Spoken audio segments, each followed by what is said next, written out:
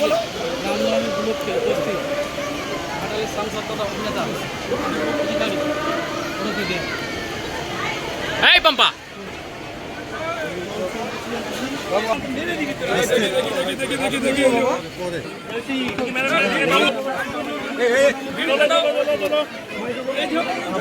দেখি ma'am ma'am ma'am আমার বাচ্চা দিচ্ছে চলো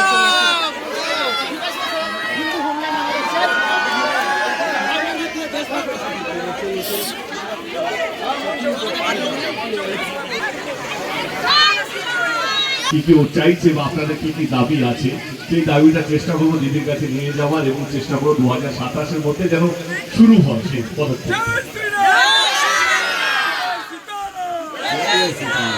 ভালো থাকবেন, অসংখ্য ধন্যবাদ। আজকে আমার অনেকগুলো কাজ আছে, কিন্তু ভীষণ ভালো লাগলো। আবার সামনের বছর হয়তো আবার দেখা হবে, আবার রামনবমীতে হয়তো আবার দেখা হবে। ভালো থাকবেন সবাই। Thank you so much. Thank you, ধন্যবাদ।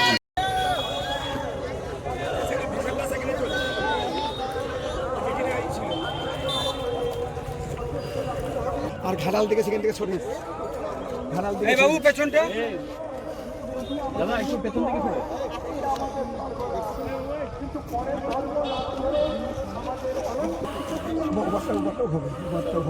আগে পাটটা কেটে ওই চটটা কাট এটা কেমন চলছে পাচ্ছ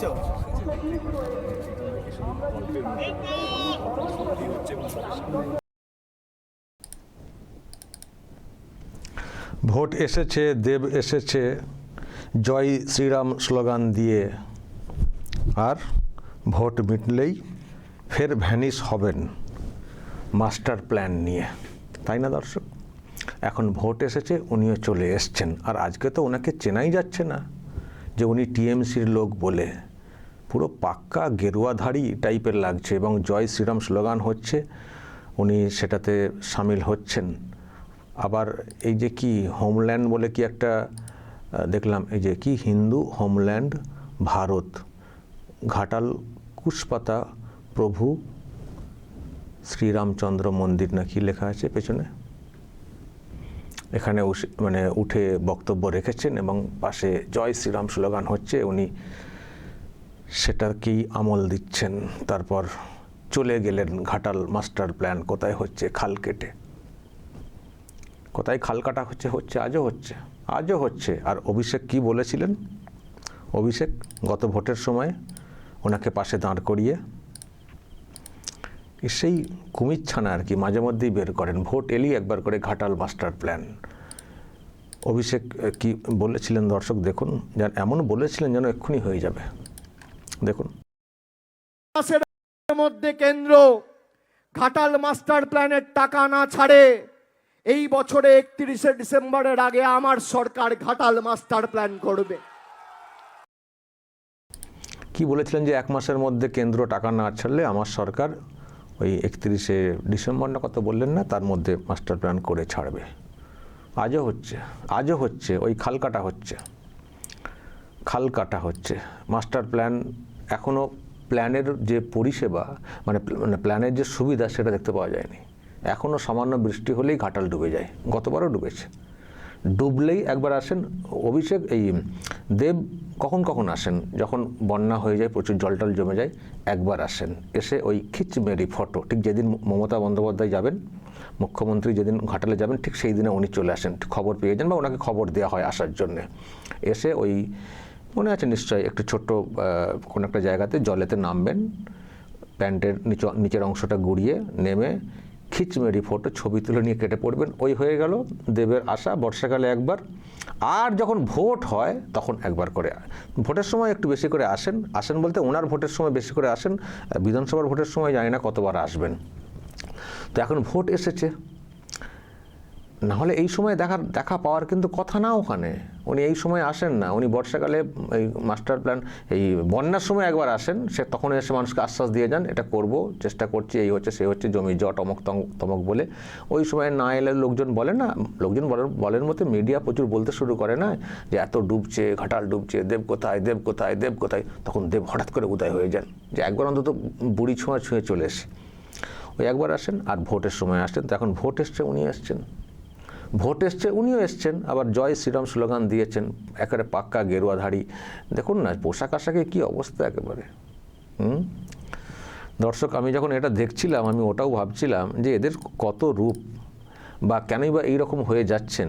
জয় শ্রীরাম স্লোগান শুনলে তো মানে ইনি যেমন দাঁত বের করে হাসছেন বা নিজেও বলছেন, এরকম তো হওয়ার কথা না। তো জয় শ্রীরাম স্লোগান শুনলে ওনাদের নেত্রী তো পেছনে পেছনে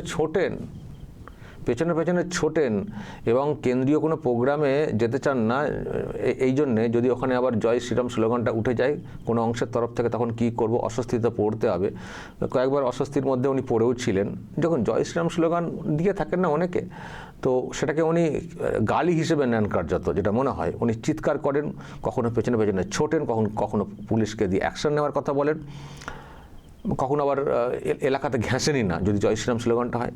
এটা দর্শক একটা ভিডিও দেখায়, এটা 5-6 বছর আগেকার জয় শ্রীরাম স্লোগান দেওয়াতে উনি কী করেছিলেন। আর যখন দেখবেন কোনো মানুষ রেগে যান না, তখন আবার একটা অংশের লোকজন আছেন তারা খানিকটা রাগিয়েও দেন। তো এটা দেখুন, ওনাকে দেখতে পেয়ে জয় শ্রীরাম স্লোগান যখন দেওয়া হচ্ছিল উনি কী ধরনের রিয়াকশান দিয়েছিলেন। তাহলে মেলাতে পারবেন আজকে কেমন দাঁত বের করে হাসছেন দেব, কত তফাৎ বা কত পরিবর্তন। এটাও পরিবর্তন। দেখুন দর্শক।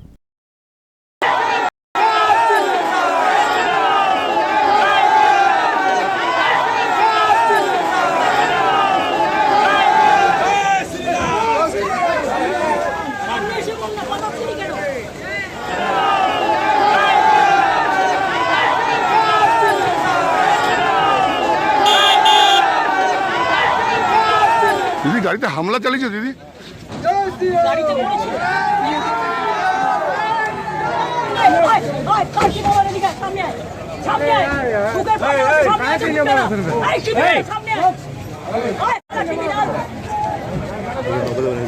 দেখো, ভদ্রতার একটা লিমিট আছে। আমি আমার গাড়ি রাস্তা দিয়ে যাচ্ছি, সাহস কত বড় বিজেপির ফ্যাক্টরি বেঁধে আমাকে গালাগালি দিচ্ছে দাঁড়িয়ে। তোমরা কি ভাবো এদের আমরা যত্ন করে রেখে দিচ্ছি?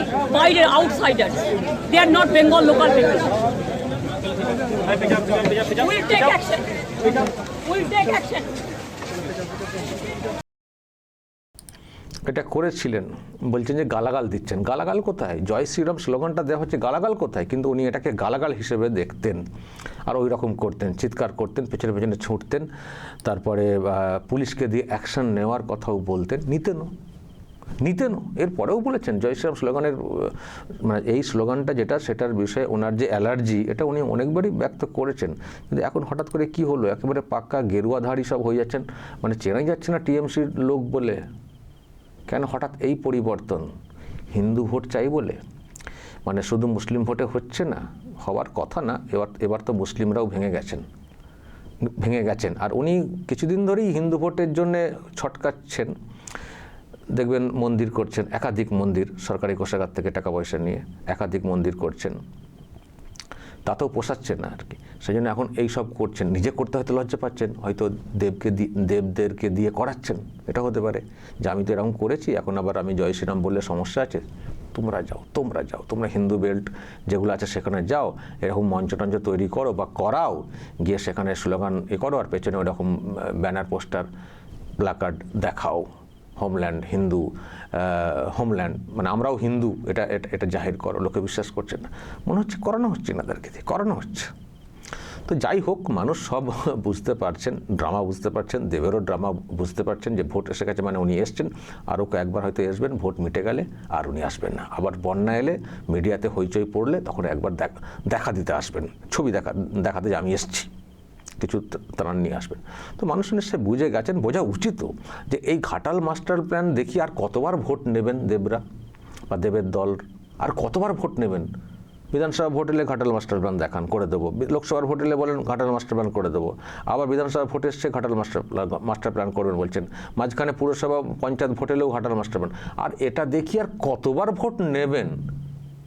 ওদেরকে তাড়ানো উচিত ছিল, কিন্তু মানুষ তো একটু সমঝে চলে না, যেহেতু শাসক, তাড়াতে গেলে তো আবার পুলিশকে দিয়ে অ্যাকশন নেওয়া হবে। কিন্তু মানুষের তাড়ানো উচিত ঘাটালে এই দেবদেরকে বেশি।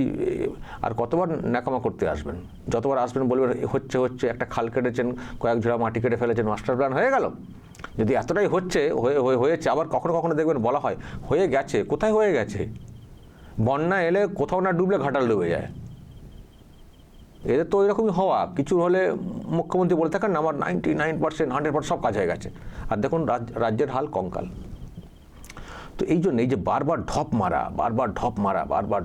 আবার ভোটের সময় চলে আসা, যাই হোক মানুষ পারেননি হয়তো এখনই লাঠি ঝাঁটা নিয়ে তাড়াতে, কিন্তু অ্যাটলিস্ট সামনে যে সুযোগটা এসছে গণতান্ত্রিক সিস্টেমে ভোটিংয়ের মাধ্যমে, সেটা অন্তত ঘাটালের মানুষ করে দেখান।